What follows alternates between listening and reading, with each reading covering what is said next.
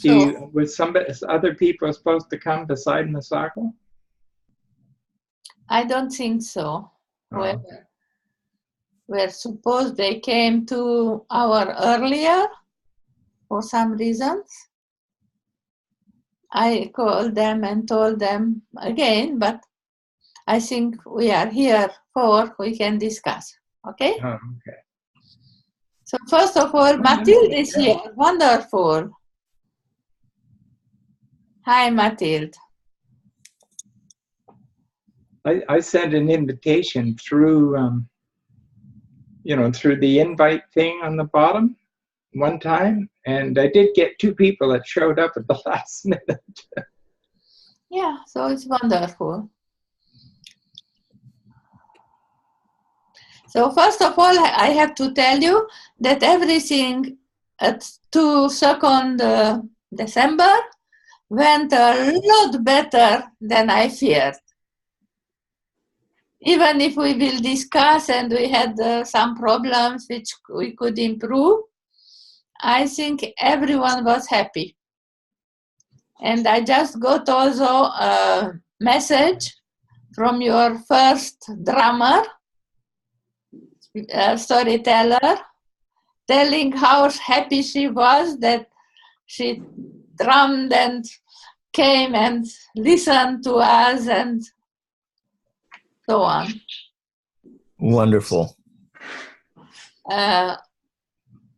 Yeah, she wanted to become my friend, and we became friends.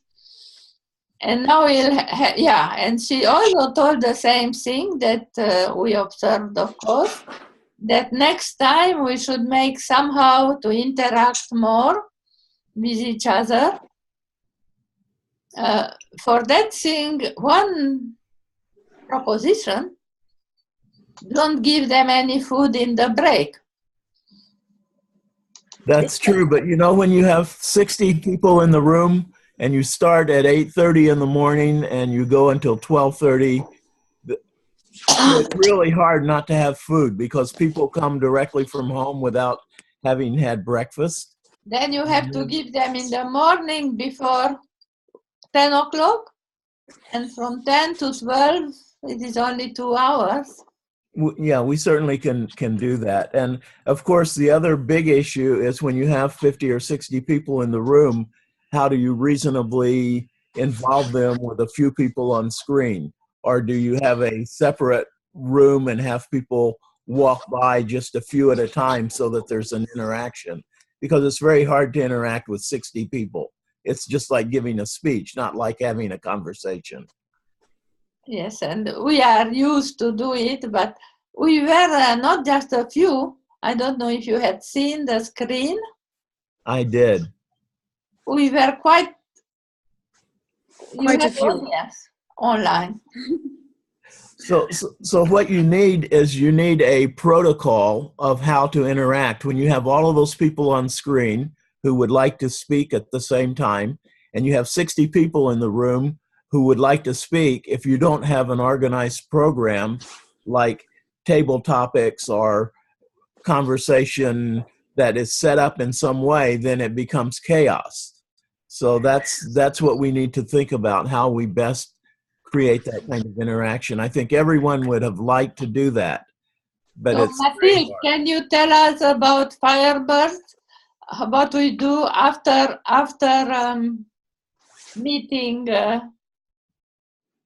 We have an after meeting in Firebirds. After party. We don't hear you. You need to unmute yourself. Thank you. We are having an after party, and you could offer something similar in the break. When they are having food, they could come in front and talk with us. One by one, or putting their hands up, or somehow signaling they want to speak. We had seen you when you came near us and began to tell us things. The problem is that we could not hear you. I kept asking, can you hear me? Can you hear me? And we couldn't hear anyone. So we felt that somehow there was no communication between the room and all of you. And I saw Moses motioning, and then Susan held up a sign, but we couldn't hear you. So we thought there's no way in the room we could talk to you because somehow you weren't hearing us. But you were hearing us. We just couldn't hear we you. were hearing you, and we will have to have perhaps more hour or whatever preparation before, so we can try different cases of what happens if you close that, or if The one thing about Zoom, only one person can talk at the same time. At the break, the problem I had was the mic was still on in the room, so we heard everybody talking all at once, and that was a problem. Right, so that's why we need a protocol that would invite people one at a time, or in some way have a small room with 6 or 7 people, just like we have on Zoom, so that they can talk to each other and then have different people come. But we need to just structure, and you guys know more about Zoom than I do, the best way to have the interaction. Everyone wanted to have the interaction. We couldn't find a way to do it. we will find it. Good. You could have a mobile microphone. When people raise their hand, you can give it to them, then we can understand them. Yeah, Good. and you can use a cell phone for that. Right. You use a cell phone, and then you hand the cell phone to the people that want to speak. And That's a we've good done that idea. at Royal Roads, and that works really, really well. It's a good idea. Yeah, that sounds like a plan. Of course, you know, the other problem is you have 50 or 60 people in the room who all know each other, but they haven't seen each other for 6 months. And so everyone wants to talk to everyone else. Everyone wants to talk about their own business. We had the Virginia Storytelling Alliance guy there, and he has members in Northern Virginia that he hasn't seen in a year. So everyone has their own business to conduct. And that's why on our side, we need to figure out who would like to interact with the people online and who would like to do other business, and perhaps even get them in a separate room to interact with the Zoom people, so that everyone else can do what they are excited about doing, and that's just say hello to their friends that they haven't seen. Yeah, you could have it. You could have a separate room where, especially when you're in the university, where that could be the chat room to the online people, the interactive room, or whatever you want to call it. Absolutely. I think that's Now, another second thing is that we have to tell more strictly somehow to the people who are online not to write in the chat while someone is telling a story. Because when I surveyed the chat all along to see what is happening, and very often the chat popped up because someone had something to say which was not related really always strictly to, I have been here, I am now driving, whatever was it.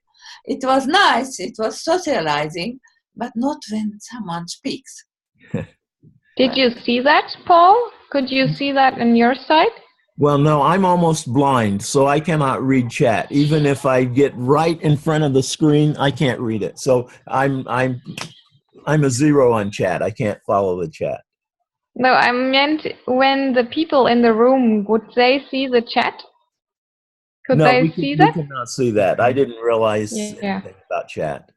Yeah, you need somebody in the room who I call a logistics manager, who would manage the interaction between the people in the room and the equipment that you've got. It is exactly what Misako wrote, that she is ready to be logistic manager online, and she needs someone to interact with, which is the logistic manager on site. Yeah. Right, and of course, with each other. with those 60 people in the room, I think no one had ever heard of Zoom before. And the only people that knew about Zoom was Tom Pfeiffer and myself, and neither of us know anything about computers. So we will have to find and train someone in Zoom, one of our inner circle of people, so that they can serve in that role. Of course. Now, I believe, I begin to think, and you will tell what it is your opinion, that the next meeting, which will be in February, as more or less I understood, should be only online. And so everyone who wants to tell a story, we invite them, we help them, we explain them, we teach them Zoom. So they come to online to tell their stories. I think that would simplify so many things. But you could set up a scenario where if there's space available, that a small group of people, maybe 5 to 10 people could be in one location and then take their turns, and you can have a scenario like that. Yes. And then you don't have the mass of people all in the same room. yeah, we can certainly do that. We can have the venue at one of our, if the hour is correct, we can do it at one of our storytelling clubs. So we would have maybe 10 or 12 people there, and it could be totally interactive. I think that is certainly one way to do it. The problem is always the timing, to make it at a time when in fact we can do that in bricks and mortar. Yeah, we have to find a time when it is good for you, and then most of the storytellers can come, not too difficult, from online also. Is there how many clubs do you have meeting in that university? We have 3 clubs meeting at that university, but it's very difficult to get that university room. I doubt that we will get that again unless it's a very special event and on a Saturday or Sunday. During the week, it's impossible. All of the rooms are utilized. We had to wait 3 weeks to just go in the room to test the equipment for 15 minutes. There is someone called Carlos, who was or is, I don't know, pathway guide. Right, Carlos Velasquez. Yeah, the one who wrote, about which they wrote in November Toastmaster magazine. He wrote me that he has 2 clubs completely equipped and everything which needs for interacting. Right. But not in Mason University, but somewhere around DC. I don't know exactly which.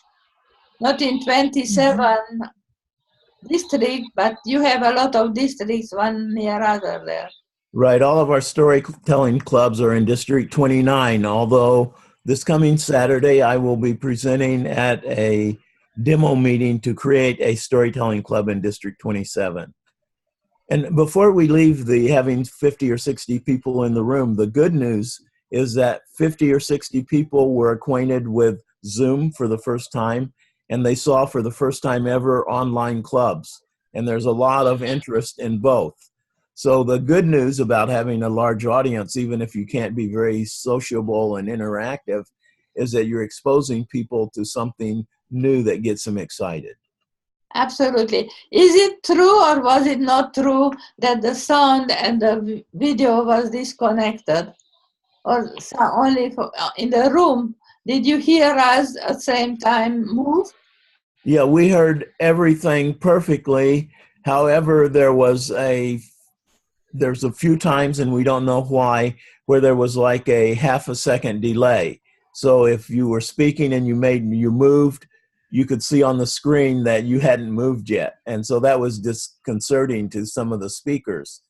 But it was very brief, and we certainly didn't notice it in the room when you're looking at the screens. But the speaker noticed that their lips were moving and the words were just a little bit out of sync, and we didn't know why. The nice thing about Zoom, it has a feature in it that you can speak, and if the connection stops, it keeps recording what the person is saying and then picks up where they left off. And I don't know how they make it up, but they do, that I guess in the space of time, it gets made up. So you don't lose any words. If the connection, especially on a weak connection, you get that. But that's somebody online. Have you seen the picture of Yakima meeting, which I posted yesterday? I have not. It is on Witty Storytellers, and it is also on my Facebook page. And they sit around the table for breakfast, which is afternoon for me, of course. And it seemed, I don't know how they put their video, but it seemed that we were there. It seemed that I sat in one of the chairs near them. It was so near the speaker and at least 5 or a few of them. Yeah, it's wonderful when you can do that. I was in a club 5 or 6 or 7 years ago, a corporate club, and they had offices in the Northern Virginia area, but also in Baltimore, Maryland. And so we had a joint Toastmasters club when we weren't supposed to do that. We used the company's interactive. And the way they arranged it is we were sitting at the corporate table and it went right into the screen, and they were sitting in the same corporate table in Baltimore, and it looked like we were sitting at the same table. It was really wonderful. But we had to keep it secret because Toastmasters didn't allow that in those days.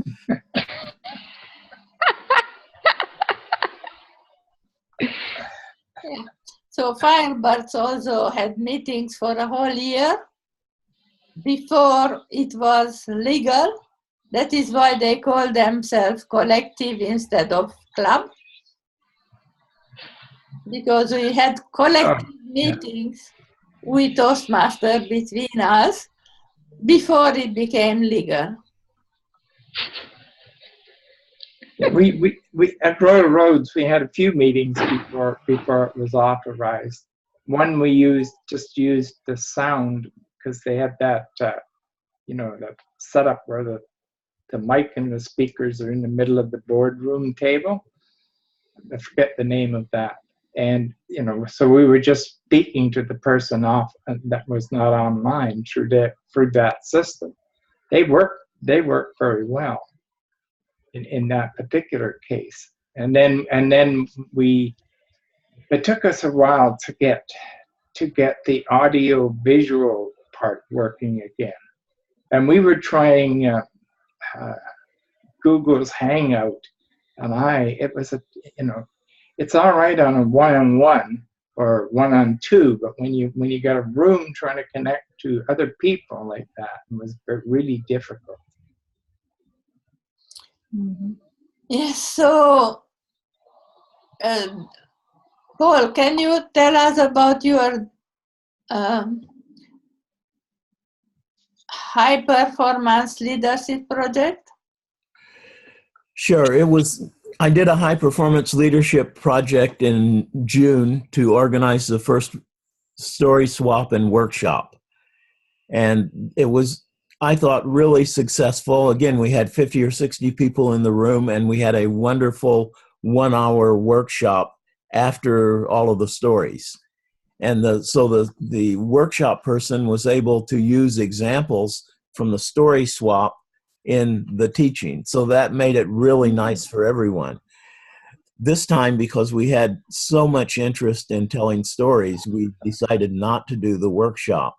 So my HPL was really for me to start to understand Zoom and start to, what would I say, diffuse that innovation among colleagues and friends in the storytelling club, so people would start to get excited about online clubs and marrying online clubs and collaboration with our bricks and mortar clubs with pathways and with storytelling, a kind of marriage of all of that. So that was the purpose of my HPL. I focused mostly on how we can make the people appear on screen and how we can understand each other, because in all of the lead-ups, we had problems with either hearing the online speakers or the online speakers hearing us, and also with visuals. So I'm most happy about this, the December the 2nd meeting, because we were able to overcome most of those problems. Even if we had a microphone squeal, that's fine. We learned from that. But we could see all of you perfectly. We had 4 giant screens in the room, so everyone, even in the back of the room, could see all of you, and we heard all of you perfectly the entire time. And on our end, we had a little problem with the microphone, but overall, that part of my HPL went really well. I think we really advanced our understanding of how we could communicate better with all of you. And the big gap for me was how to make it more interactive between the online people and the people in the room. And we've talked about things that we can try next time. Not next time, because next time it will be all online.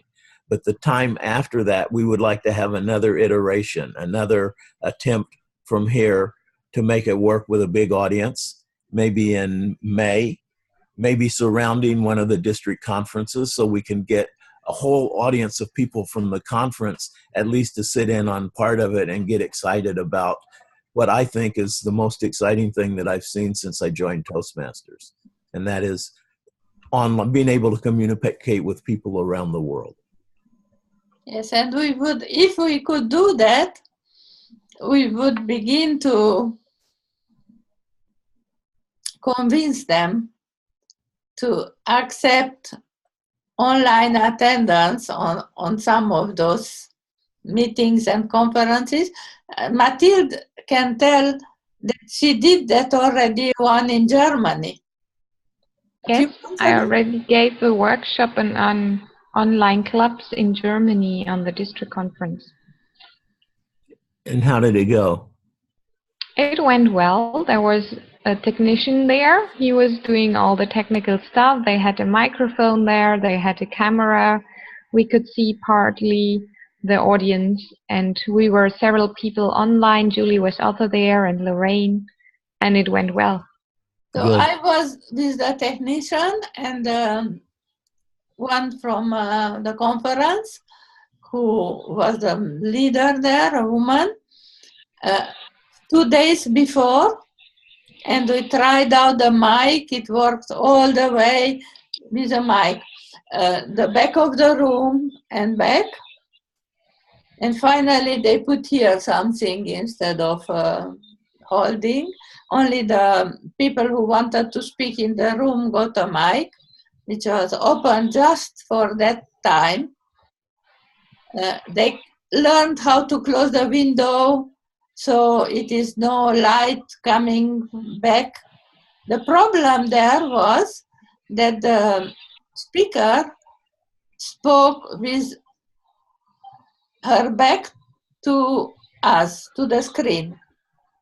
The audience could see the screen, but it was only one screen. And all the time we had seen the speaker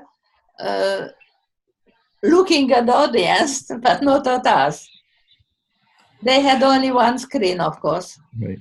Well, that leads to a comment that I should have made earlier. I love the way that whoever was in control, probably you, Julie, or maybe Misako, you were able to show sometimes the view from the back of the speaker and out to the audience. And sometimes you were able to show the audience, and of course Zoom shows the speaker. And at least in the room, as we looked at the screens, it was exciting at times to see the back view of the speaker with the audience laughing. And I thought it would be nice to have a controller, so when you see that the audience is participating by laughing or sighing or feeling sad or feeling happy, that you could focus the screen on them for just a moment to show those emotions. And that, again, speaks to having an in-room control person who is more present and can do that based on what's happening around the audience. So that happened because you had 2 computers there, not one. Right. We set them up that way. One computer had a camera to the audience and the other had the camera to the speakers. So Exactly. then We we set it could up that change. way. Then it is easy to change the focus here and there and back to online and so on.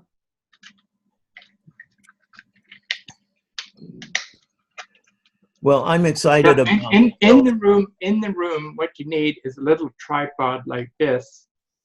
Well, this one expands way out if I want it to, and you put that on a higher desk, and then you can swing it around, the camera around in different directions in the room. So you need a separate cameraman, although that person could be the same person who is the logistics manager in the room, because you can sit at a different location so that you can, like you did, you had the computer pointing toward the speakers at the front, and you could swing it around. We did an experiment in well, it wasn't an experiment, it was a meeting at Royal Roads, and we had a terrible time because of the mics. We had too many mics, and we couldn't get it rigged up. One guy had the portable one that you carry on your back and stuff like that. So you always got that a problem, but it was a lesson learned. Then we did the next time we did it at the same university in a different room, another lecture room, and that one went across pretty good. Judy was at that one when we did that. I see Julie's dyed her hair.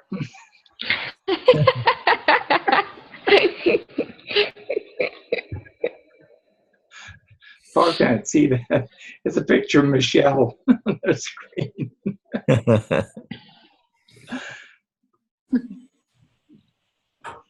Yeah, it takes a little while, and one person in the room can't do it all. It's virtually impossible to do it. You have to practice working together.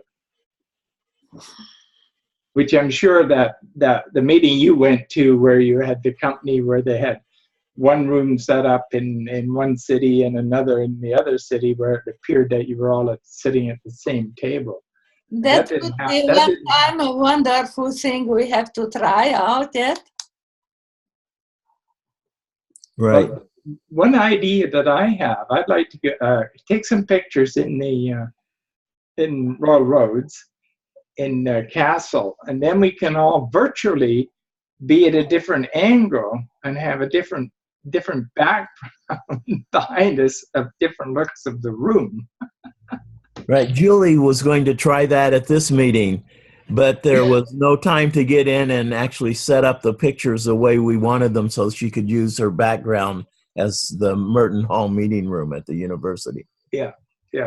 I've always wanted to do that with the That is one idea we can put aside and write down to have all our online nurse who have a Zoom background, the same, and the room storytellers also. And then, of course, we have to try to stand up eventually. Or or the storytellers to sit down on a chair and tell their stories sitting. Yeah, if we could talk just for a minute about the storytelling itself, because that was exciting to so many people. Again, many of the people in our room had never been to a storytelling function or heard storytellers other than people working in the storytelling manual in their clubs. So to see so many people telling stories was exciting. Now, I'm a member of a different storytelling groups. I'm a member of the Virginia Storytelling Alliance. I'm on their board, and they believe that stories should be personal stories. And I'm also a member of Better Said Than Done, which is a professional storytelling group, and they only will accept personal stories. But there's another group called Voices in the Glen that I'm a member of that believes in telling fables and children's stories and all of that. And the groups are really very vertical And better said than done, if you try to even tell part of a kid's story, they will shut the microphones off. They don't like that. So what I liked about our storytelling festival is we started with a Faf telling an African folk tale, and then we had Moses who told a personal story, but it was more like a kid's story about the centipede and the cockroach. And we had some people telling very personal stories and some people telling almost personal histories, and it all fit together well. One of the things that I worked very hard on was scheduling the flow so that the flow of the meeting didn't become too choppy with different kinds of things. But I think that for our storytelling, opening it to any kind of story by any kind of storyteller is the best way to get a gamut of all of the different possibilities. So I was, again, excited that we were able to start with a Faf. She forgot to play her drum. In the practice leading up to that, at very important places in the story, she would hit the drum. She forgot to do that. We didn't notice that. I didn't notice We didn't that. know it. Yeah. Yeah, because if you haven't seen it, you don't know, but how much the drum adds when every once in a while at a key place you hit the drum. And of course, I was waiting for Mathilde to break out her trumpet and Moses to break out his tuba. So that's another thing to think about is props. It makes it more fun.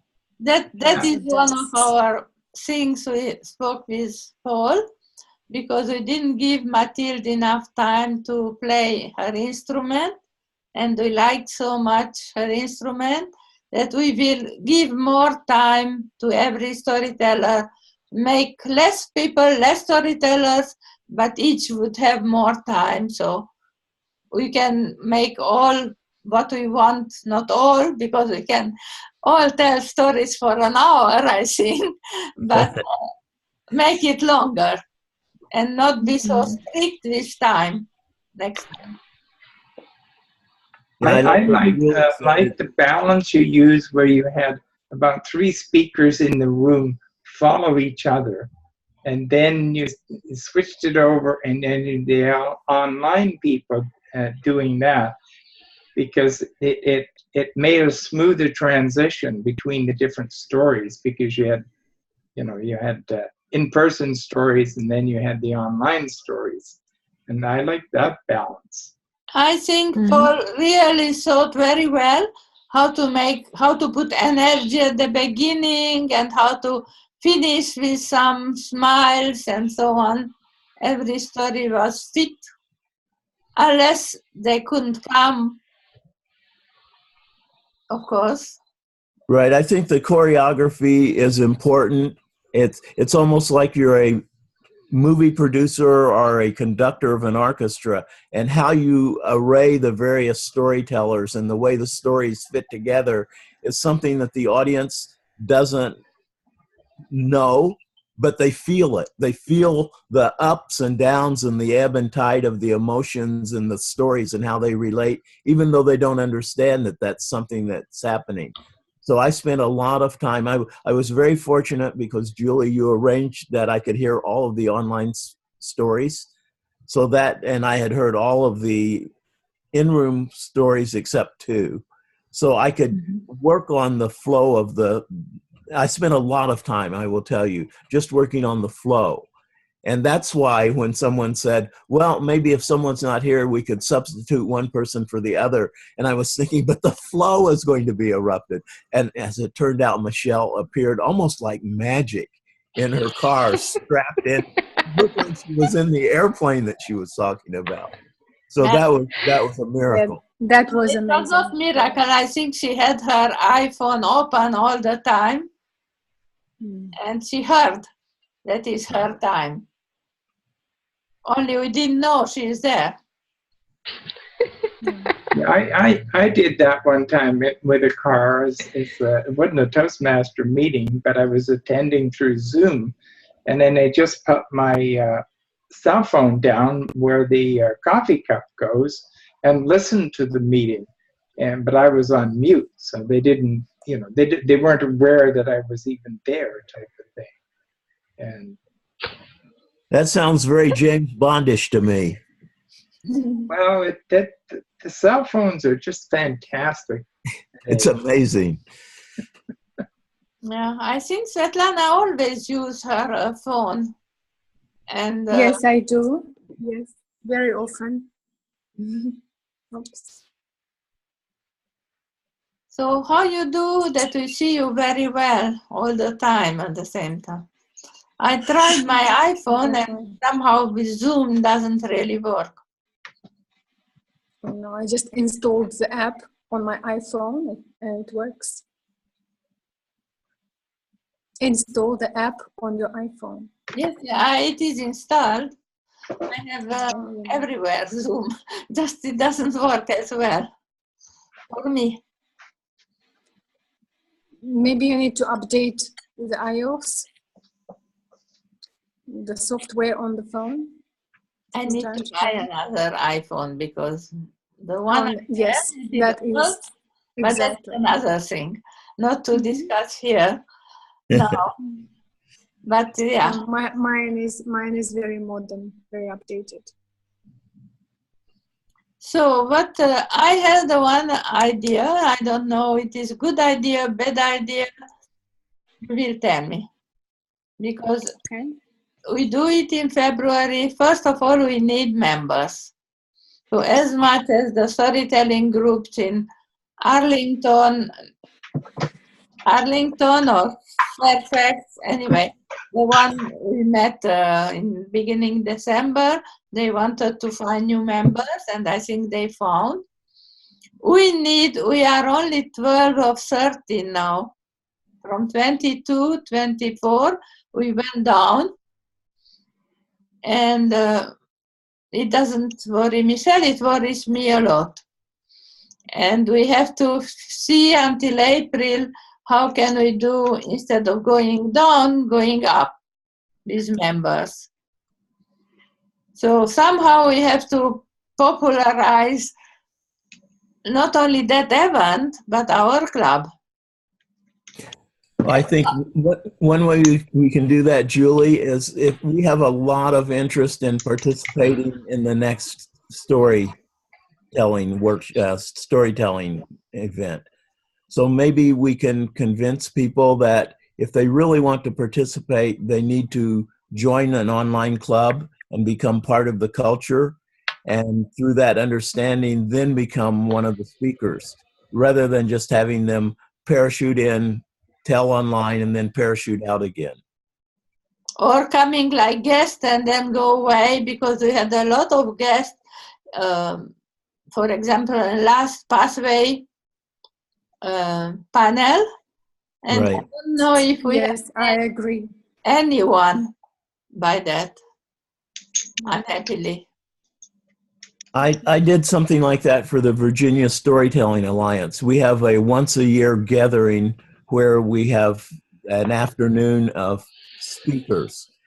And I told our storytellers that if they wanted to participate as a speaker in that event, they first had to join VASA. And many did. I think we got 7 new members, all of whom had an expectation of speaking.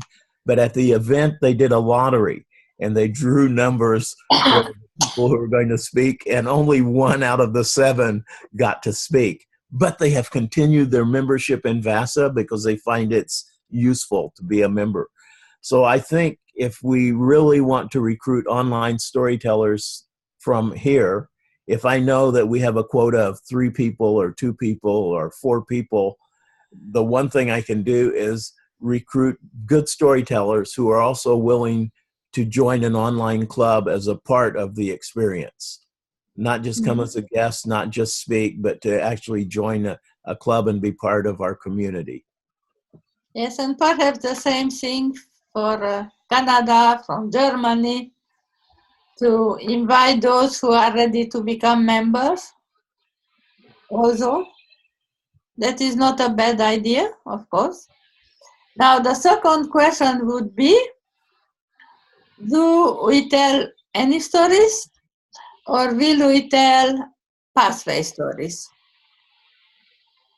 For me, But my preference would be to each of us to find something which we like, something which changed our life through pathway to the path which so project or through interacting with others, whatever, and problems we fall. So we have a lot of stories, real stories we could try to tell.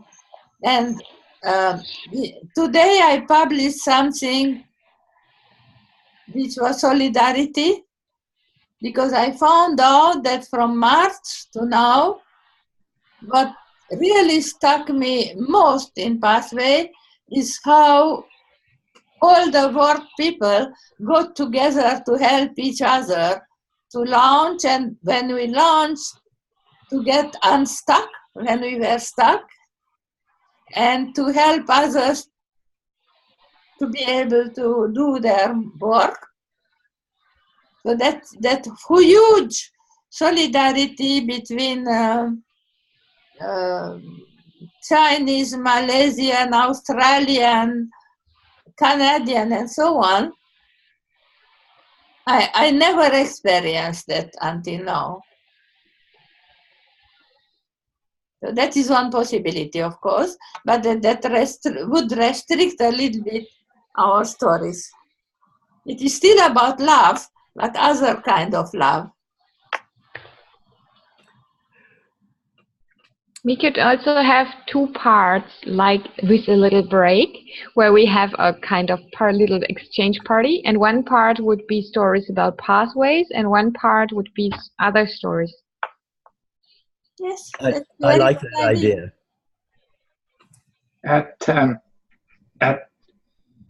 Well, both now Royal Roads noon meeting and the Global Trainers now, we're doing what we call a tech tip section, which is long enough so it can be a speech and recognized in either the old method or pathways.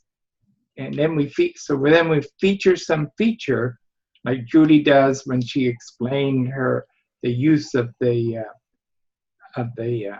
background feature of Zoom when we discovered it, and then I've given various features about Zoom, and that way you get so you have that as a separate part. I mean, our noon meeting in Royal Roads is totally different because we have what we call a keynote speaker who speaks for a longer time. Then we have a book review where you give a speech, but you feature a book around it. And then we have our tech tips. So all in 50 minutes, we do actually 3 speeches. Yeah, so that is another thing. But yes, so we could have 2 or 3 parts with different kind of stories, but not speech. The only thing I really think we will not have in storytelling is a speech. Everything which resembles to a speech, in my opinion, should be no. We have to learn those that makes difference. What is a story? And perhaps, yes, have a workshop even before, not after, to remember storytellers, what is a story. I think that's important. And sometimes the difference between a speech and a story is the lead in, the conclusion, and the maintenance of throughout a story line of some kind. So you do kind of both. But if you don't do the storyline, if there's no storyline, it's just a narration of events that happened, it really does become more like a speech than like a story. So, but I like the idea of having different segments. We had one person who joined online for the 2nd of December, and he left after not very long. I saw him disappear from the screen. And the reason why is because I have been selling this as a marriage between pathways, storytelling, and he said, but no one talked about pathways.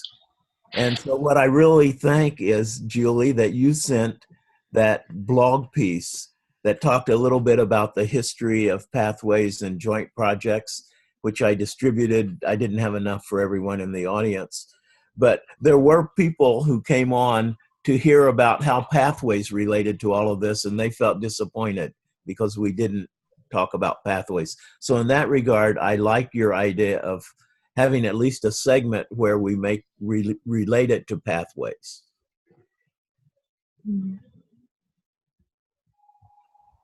Yeah, I like one of the challenges I see in pathways is I've started my 18th CC manual, but what I use the CC manual for is giving education speeches about something else in Toastmasters and that type of thing.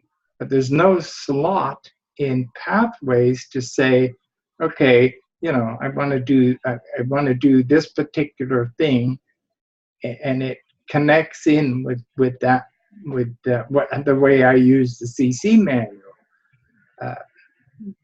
You know, you've got to use up the speech in the path. I mean, or you can do like Julie and buy a lot of paths.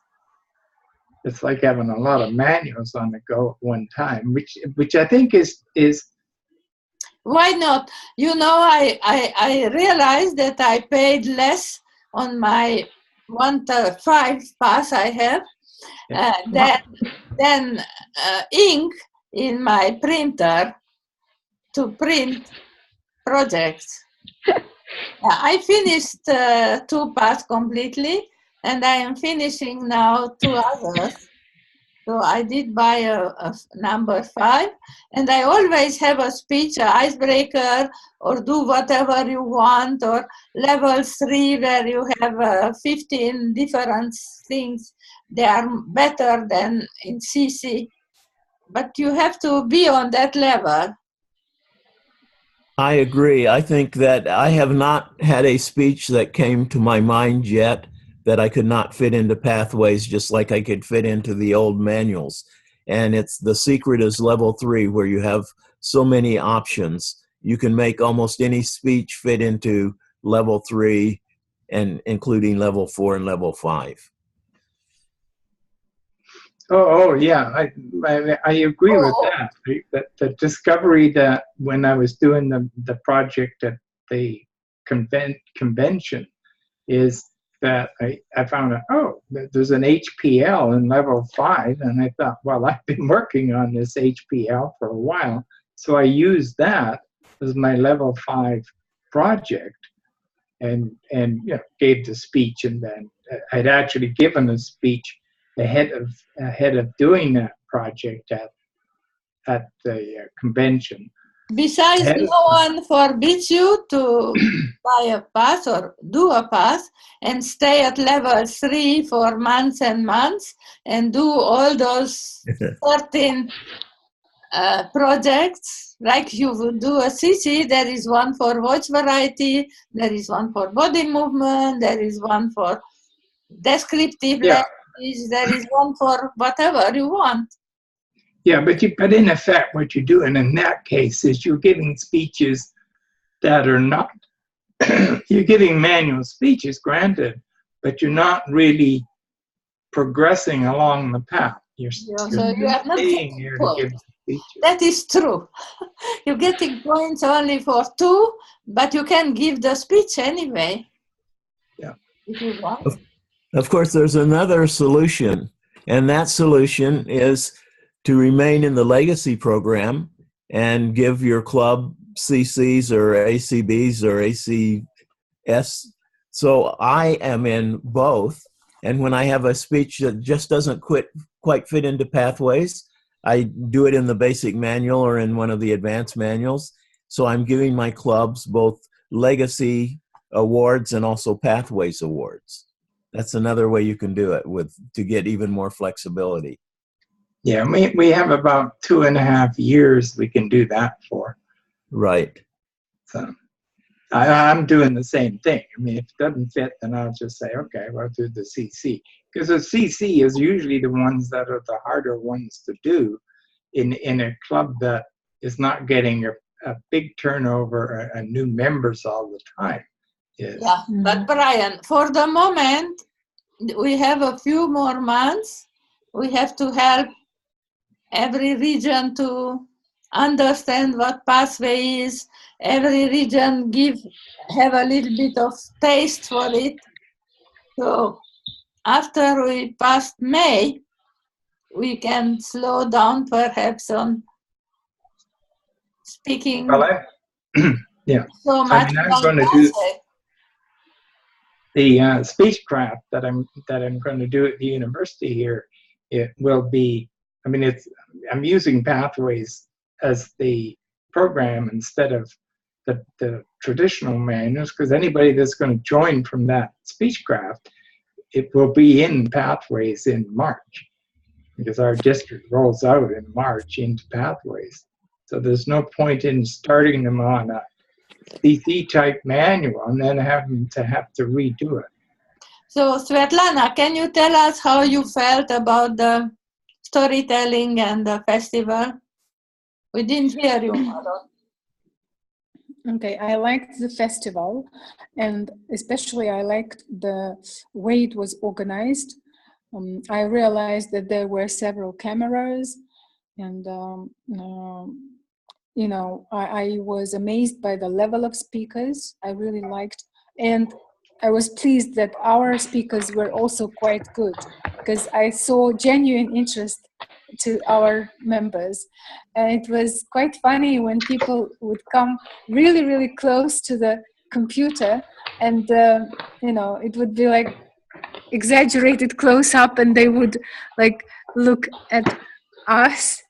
So it was quite, you know, we were you know, I saw that people were very interested in us. Some people were very interested. You know, we were curious for them. And as I said at our last meeting at Witty Storytellers, I think we were, or Witty Birds, I said that it would be good to have more of such meetings, of such festivals. Maybe, you know, when we progress, when we do it really easily, then we can do it as often as tennis tournaments. So we could make storytelling really popular. And right, I really liked the format of the festival, because everybody who is there, they are the best. So, you know, there are no first, second, third places. Everybody is great. And indeed, all people were good in their own ways. And it would be a pity if they were like the best ones and others would be, you know, considered not so good, I think. Absolutely. I was surprised. Yes, I was surprised how I was enjoying every speech. Of course, I was thinking about my speech, but I was totally engaged. I was engrossed in every speaker. You've got really, really good speakers, and I think we will. It will turn into a movement, because when you are brick and mortar, although you know you are gathering in the best hall, in the best classroom of a university, but when you go online, when you collect these online speakers, I think that we haven't done enough for our marketing, or maybe we're just waiting for some kind of quantum leap. But I'm absolutely sure that online clubs will be extremely popular. People, you know, we will have a lot of members, because everything is nowadays on the internet. All businesses are promoted through internet. Video bloggers are everywhere. And, you know, I think in a way we are also, you know, in our own ways, we are preparing for this or that kind of professional public speaking. It's my opinion. That's why I think I think the festivals, with our participation, with the participation of the online clubs, will promote the online clubs and the storytelling. And I think it's an excellent combination. Yes. Yes, I went yesterday, Witty Birds meeting. Yes. And the first thing Svetlana said, we had a story swap, and it was wonderful. Yes. That is how she began her president's speech yesterday. Yes. Of course, that's 2 days ago. I will comment on one thing that you said, Svetlana, and that is that what I really enjoyed was that Misako took us to Japan, and we understood some of the culture of Japan, especially at that time when she was growing up. And Moses took us to New Zealand and then to Malaysia and Singapore. I love those speeches where we understand a little bit about the culture because it fits right into your point. One of the biggest disappointments in the room was that everyone wanted to know all about all of you. You know, that's why I prepared that little bio sheet, but there wasn't enough information. And people wanted to know who you are and how long you've been masters. And in some of our clubs, we go around at the first part of the meeting and everyone talks about themselves for a minute or two. But we couldn't do that because we had 60 people in the room. If we did it with those people, it would be over an hour of them just talking. And if we only did it with the online people, that would have seemed somewhat out of balance. But everyone wanted to know more. So the bio section that we did, we certainly, if we do it like we did this time, we have to expand that so people get to know all of you better. And we have to have a way to interact so that we also, in the breaks or before we start, are what we call post-toasties, after that we have a chance to get to know each other. We call it after party. And the audience was so receptive. They were like one person. They were totally switched and wired up. I mean, they were very, very receptive. I really liked it. Thank you so much. My lesson is starting. Thank you for the opportunity to listen to you and to say something as well. Bye-bye. Bye. Bye. Bye. Mathilde? Paul, could you forward this bio sheet that you made finally? Yes, I can. It's very brief because we there's so many things. We printed 60 copies of that in color, and there's like 4 or 5 sheets. Just imagine the expense. So we tried to condense it. But I will send it to I'll send the program to everyone. Yeah, so that would be nice. I propose that next time we begin with very short table topics.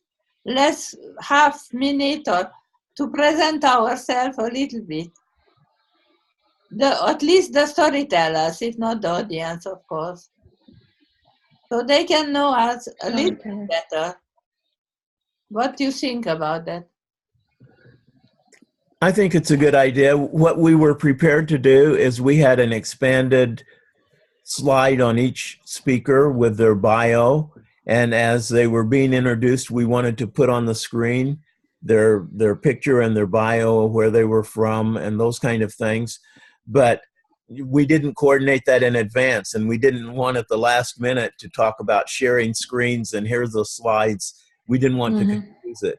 But I like the idea of actually having, like you say, a table topic, because having the storyteller say, instead of reading it, have them say what they're doing is so much more powerful. Yes. For example, I am a Hungarian French citizen in London. It takes not long time, but to write down it is boring. There is a feature in Zoom where, you know, like people who like that you can scroll across the bottom of the screen information. Right? That was the one thing that I missed, is not knowing who the speaker was. I mean, I know the speaker was introduced, but I'm hard of hearing. And, you know, until I hear a name 2 or 3 times, I don't get it right. But, you know, like on your TV, where you have the teleprompter thing coming across the bottom of the screen, and you can use that, and somebody just types in that information. I don't know if you can feed it in like the ticker tape in New York City or not. I don't know. It is called, I think, the closed caption. Closed caption, yes. We can try between ourselves or in Witty storyteller meeting to see how it works. Yeah, we should. Yeah, we can do. But I have to leave now. I have a job interview. It was nice meeting you. It was fun exchanging things. Thank you very much. And Good luck on your interview. thank you. Take your trumpet with you. You might get some breadcrumbs. Okay, might be. Bye. Bye. Or like my brother-in-law plays the mouth organ, that's a musical instrument that you can pack around with you all the time. That's true. So do you want, it is a 1 hour past. Do you want to record more, or we stop and continue without recording? Yeah, I'm going to have to go shortly, but this has been very useful. I think we have a good understanding, Julie, of where you're going with the next one and having everyone online. And at some point, we need the parameters, like how many speakers are you going to have and how many might we have from the brick and mortar clubs, so that we can start to plan and try to do what I've suggested, and that is get those people involved right now with some of the online clubs, have them join an online club as part of their preparation for being able to qualify as a speaker for the next event. That is a wonderful idea. And eventually we will speak between ourselves in Witty steering committee after the Christmas season passes away, if we will or not change our hours so to accommodate more people. Because at the beginning we believed that only from Europe, we want only people from Europe time zone, down there in Africa, but the same time zone, and then 6 o'clock was okay. But if we have, as we have now, a wider variety of time zone, we probably have to be more flexible on time. I think it's a good idea to review that, although if you are really passionate, you will get up at 1 in the morning like I do and try to participate. But sometimes the mind is willing, but the body is not. I want to make one comment before I go, and that is I love the idea of perhaps editing what we did on 2 December to make it short and promotional. And I think that in order to do that correctly, you need to find a really good editor who understands the art of editing and maybe take what we did and condense it down to something that can be used for marketing. And I would like to have permission to find someone in my neighborhood who could do that. And of course, we don't have to accept their product, but at least have something that we can use, because no one's going to watch 2 hours or 2.5 hours of stories. No, I did not publish that. Really So you have permission, Paul, you have permission, but I wanted to suggest the other thing, which I begin already, to take one speaker at a time, one storyteller, and every 3 days or every week, publish another story with their permission. Absolutely do that. I think that's a great idea. I do suggest you get permission from the speakers to do that. I heard from one of the speakers, Joe Rolls, who told the story about West Virginia. And he said, you know, when you put that on the internet, people in my hometown, because West Virginia is a very small place, might start to say, Joe, what are you doing? You're making fun of us. So he was a little concerned about it being on the internet. So I suggest we get permission from each speaker before we put it on the internet. Yes, you can get permission from those in room. And I will do that. I think I have the permission already, but we will see. From everyone I published, I asked until now. As far as the permission goes, I have got a form that I took from Royal Roads, what they use.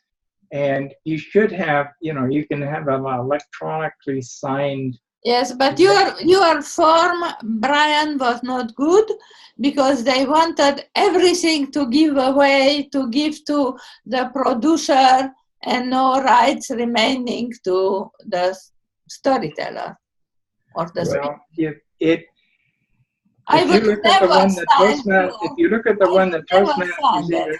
If you look at the one that Toastmasters International has for permission, and they have two different forms. They have one for audio, one for visual. And I mean, you need a lawyer to interpret what that Yes, means. but they took everything. They can do it. I wouldn't do it. Right. I'm going to do a very simple consent form that simply asks the storytellers who are in the room, do you mind if your speech is put on the internet? Period. Yes, something No, like that. nothing about rights No, or that is enough. right. That is enough.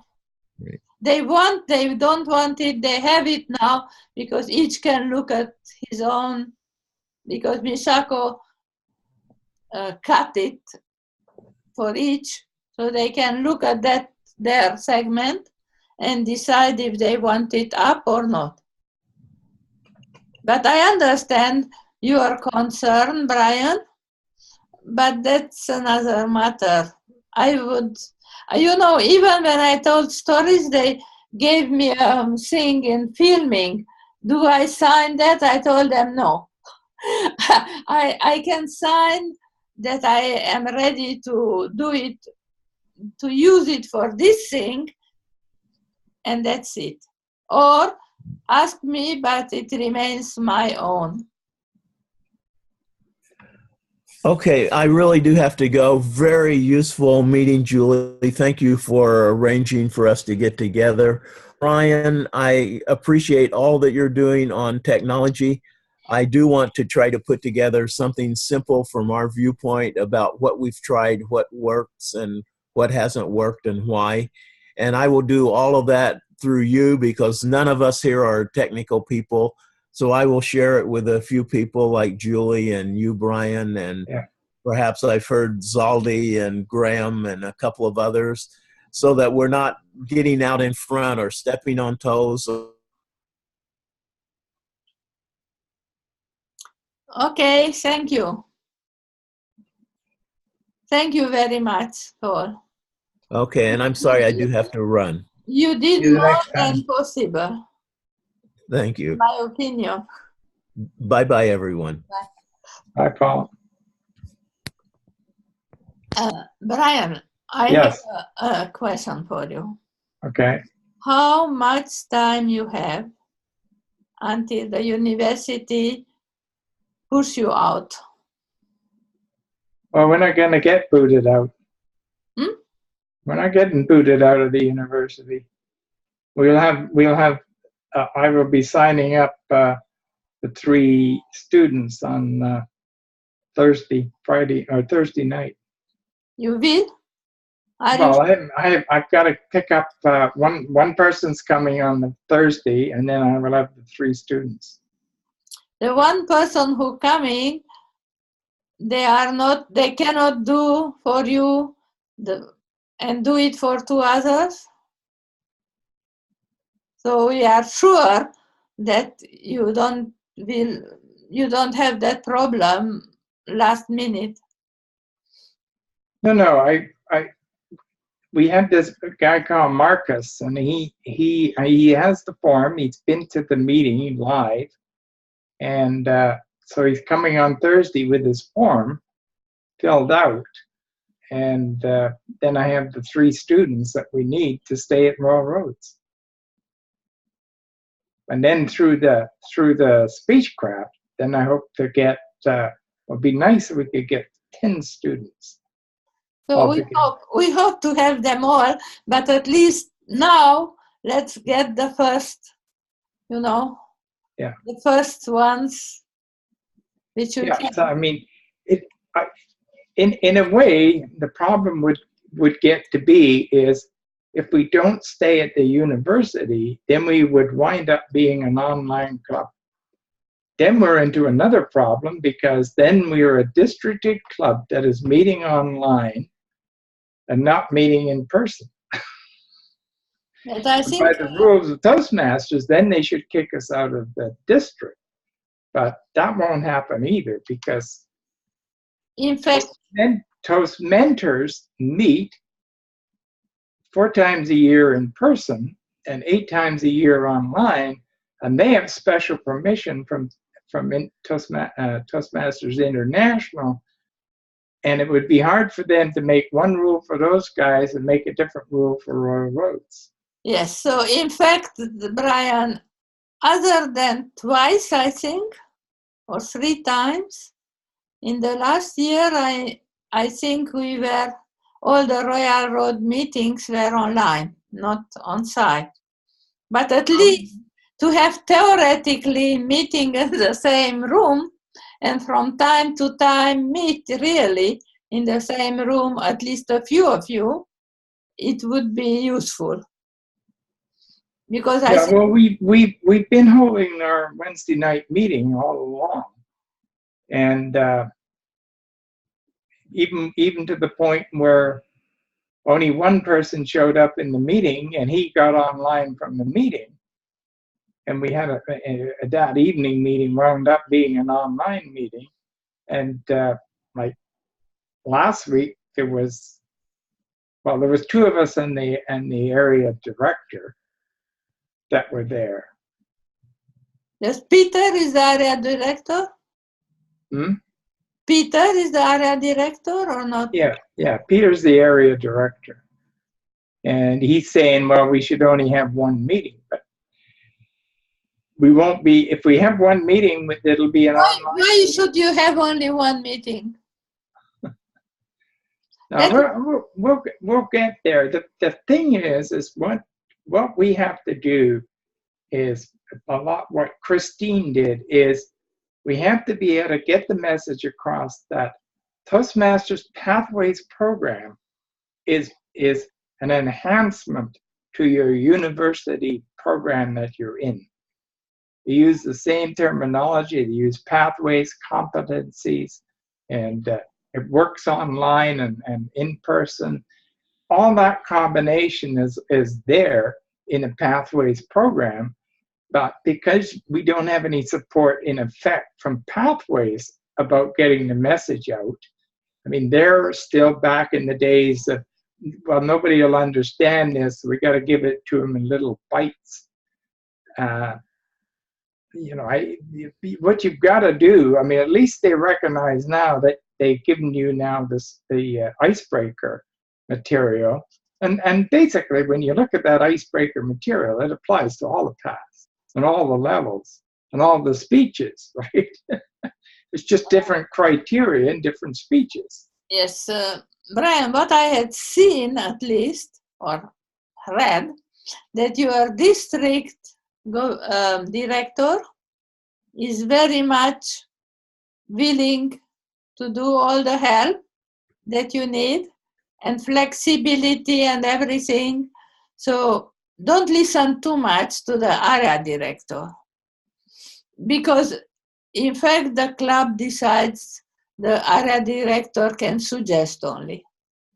Well, in our district, we've got the district directors in favor of the online because she was a member of Toastmasters and makes a living. Her living is made out of using the internet for coaching. It is a she.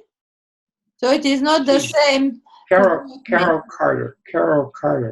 So it is not the same. The one I had contact was Jim something. Jim or? Carol Carter is the district director. So who is then the growth director, or whoever named me coach? The quality education person's name is Sean Gold. That's a man. And then the growth director is Joe Gannett. Oh, Joe. It was Joe. Joe brought to Toastmasters International about them being the university for the royal children and me being from London. Funny. Yeah, I was surprised when he said yes to that, because he made a comment to me when I was the coach of Gino Jabbers, and I didn't go to all the meetings. I went from here, and I got into, so I would attend sometimes online, and then most of the times I went in person. And he said, well, you can't be a club coach online. That was what he said. But that's not true. I mean, and Pathways, now they can't use that argument, because in Pathways, the guides are only really required to visit the club once, and then all the support is online.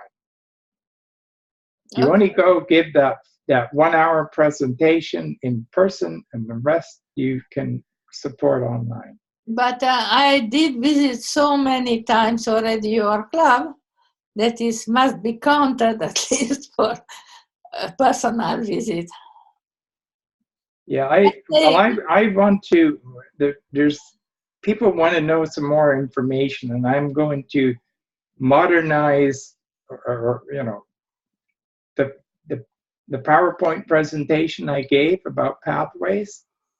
I haven't touched it since I got into Pathways, right? So everything I was doing at that point was only from information I was gathering on the internet and from Toastmasters and that. Brian, did you observe that they changed the way you enter? A week ago. I know that. But on the other hand, they still got that one click that you have to start and to get in there. They haven't reduced the amount of work. I mean, a click is a click, right? Doesn't count for anything. But when you do it 30,000 times a year, you're taking. Now you have a menu. When you click on pathway entry, and there is a separate entry, you don't have to go a click to verify that you're there.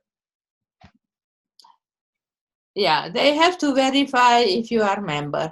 But after that, you can choose directly, go to my Basecamp, and you just have to click, because if you have many clubs, you have to choose which one. And it is in the middle now, not on the side.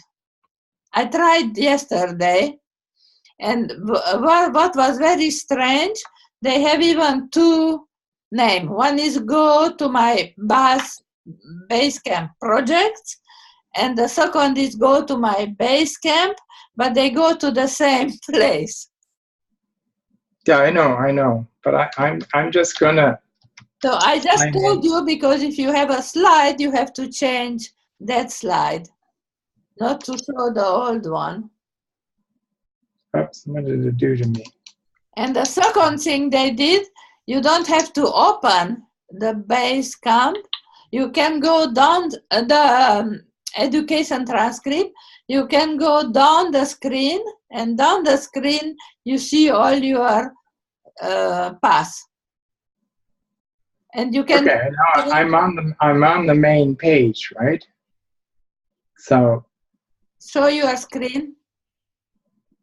And I hit the Pathways screen. And now I've got another pop net. Oh, I'm in a shrunken screen.